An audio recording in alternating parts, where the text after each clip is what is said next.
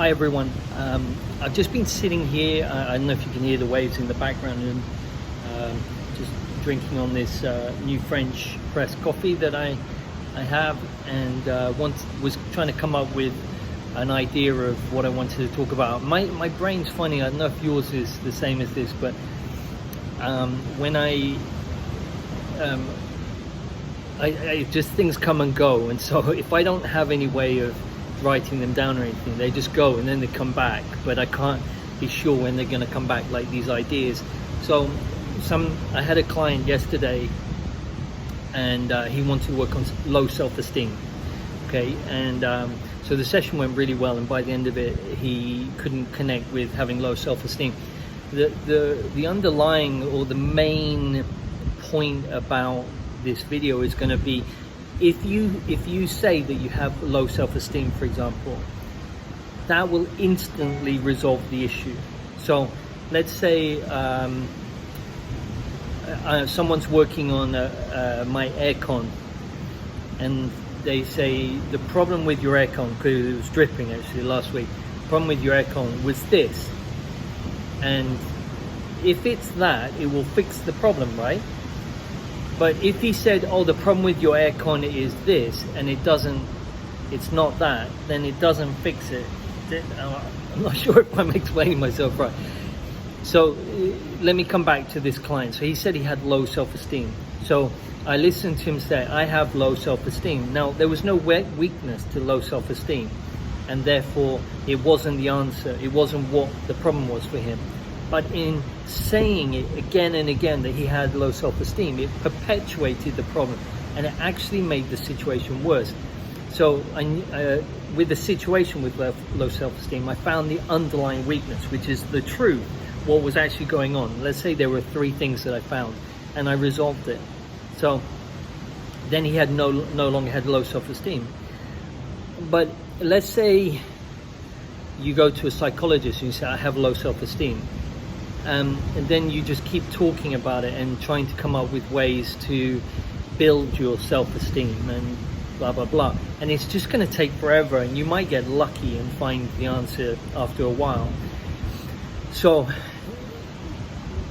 I'm not explaining things well today, and my writing, my spell checkers, like what, my computer's going, what, how do you spell psychological? Like all my words are getting mixed up, so bear with me. So coming back to the point, when you find the right answer, it resolves it. So like if I'm working on someone with their shoulders hurting, if I keep working on the shoulder, you might get lucky, but it's not going to resolve it. When I find the underlying weakness, which is usually 3 points of weakness in the rest of the body, coming from something, maybe an emotional issue, then that instantly resolves the shoulder problem.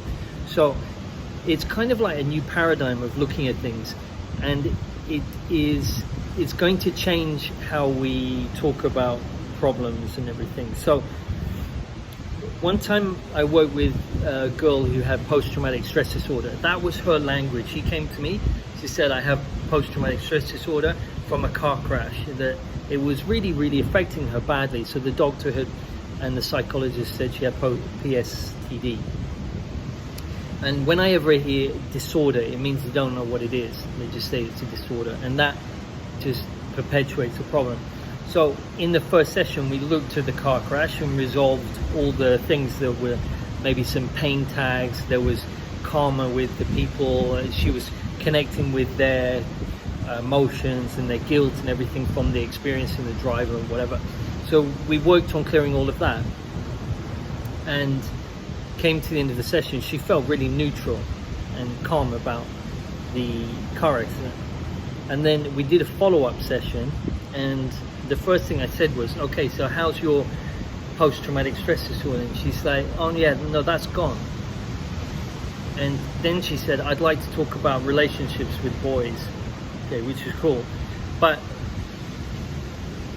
so post-traumatic stress disorder, you can't get rid of it in one session, right?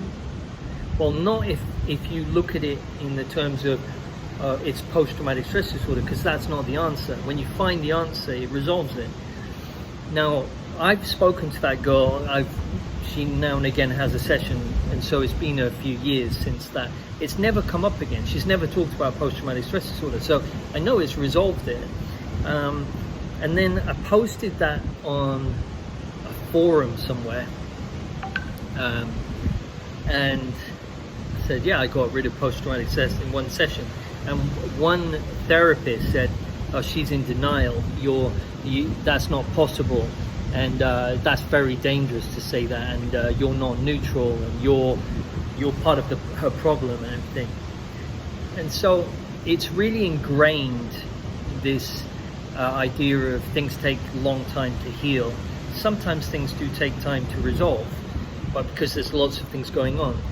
But again, I come back to the point, when you find the truth to a situation, it instantly resolves it. Another computer analogy, which probably I'm not very good on my analogies today, is if I took my computer to a technician and said, I've got this problem, and he says, okay, that'll take 6 months to heal, that's going to take a long time to sort out. You'd be like, what do the parts take a long time to come back? If it's software, you just say, well, can't you just resolve it? It's like our expectations, like you resolve it, it just needs to be resolved. And that's how I see things.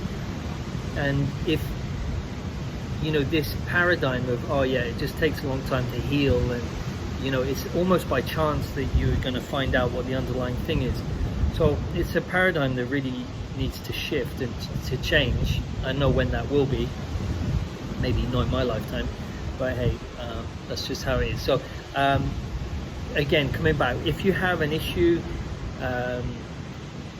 say low self-esteem, it's not that, because if it was that, it would resolve.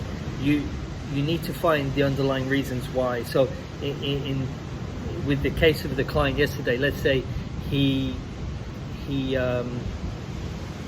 didn't want to he couldn't approach to women because he said he had low self-esteem. We worked on what was actually going on there. So one of the things, there was generational programming coming down, we cleared that. But one of the things was, when he was around women and wanted to go and talk to them, he started to empathize with them.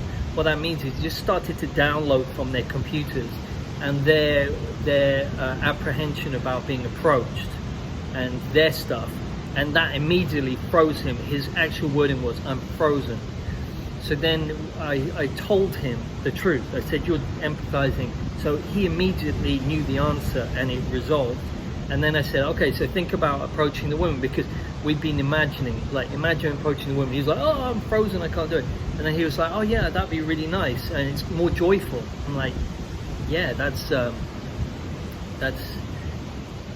more truthful. And so all these things that we're believing that are not true are just stopping us from reaching our potential and really holding us back. And so I do that for a living. That's what I do. If you want to book a session, I don't need you to book a session. I'm like, I think I've got a 3 week at the moment waiting list. So clients are good, but I'm just telling you, you need to do this. Now, I would recommend doing my course, because that's a great investment, and you get to, I'm there helping you along, and it's an online course. Everyone's at home at the moment, so for me, it's a priceless investment. You couldn't do anything better at the moment. I say that confidently, just because I know how high value the course is. So just if you're interested in that, just email me at support@robbrinder.com, or you could go to my website, robbrinder.com, and there's a tab that says Empath Course. I'm going to change it away from Empath, because empaths, they seem to like to be called empaths, and they don't want to change it, and it makes them all special. Everyone's empath, everyone's able to download other people's stuff. So I'm working on another name for the course, but it's called Empath Course at the moment.